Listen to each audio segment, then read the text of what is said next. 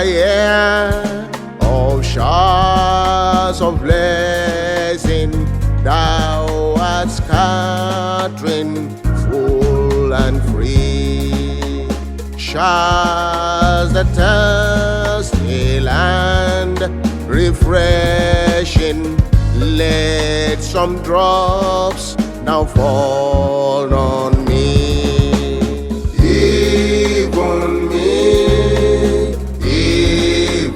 me, let some drops now fall on me.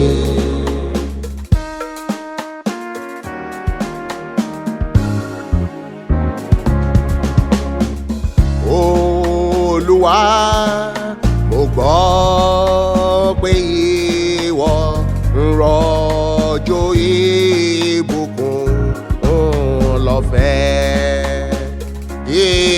Ibukun tí ntẹ-ni lọrùn, rọ òjò náà sórí mi. Àní mi, rọ òjò náà sórí mi.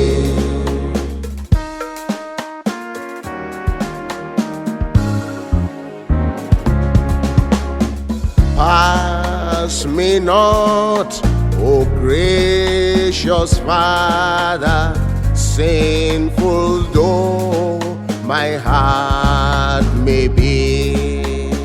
Thou mightst leave me, but the rather let thy mercy light on me. Even me, let thy mercy light on me.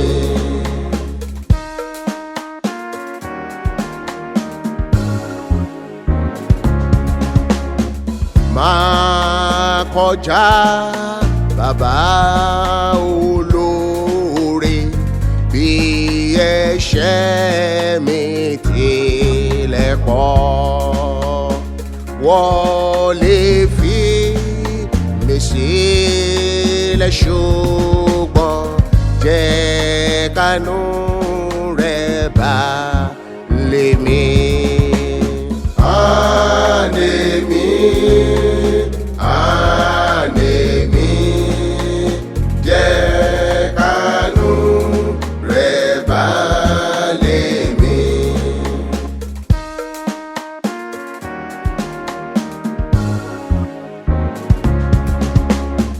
Pass me not, O gracious Saviour, let me live and cling to thee.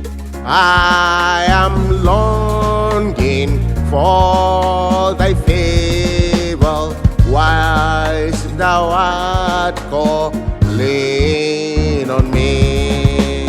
Even me, whilst thou art calling on me.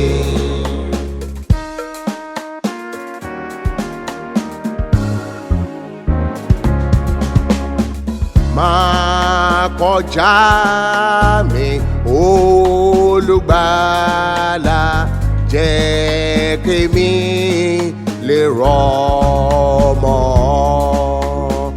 Èmi ń wá oju-rere rẹ, pè mí mọ́ àwọn tó ń pè.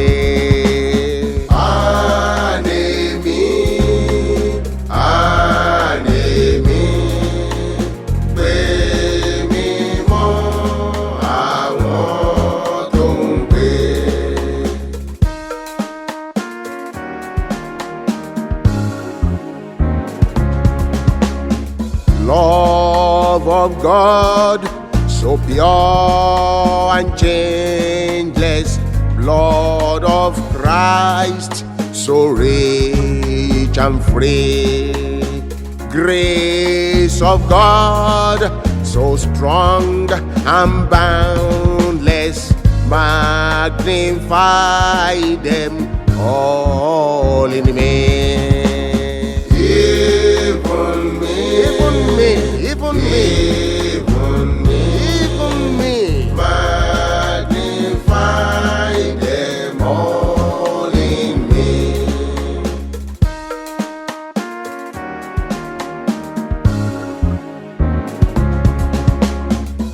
Ìfẹ́ Ọlọ́run tí kì í yẹ, ẹ̀jẹ̀ Kristi iyebíye, oore Ọlọ́run àìlópin gbé gbogbo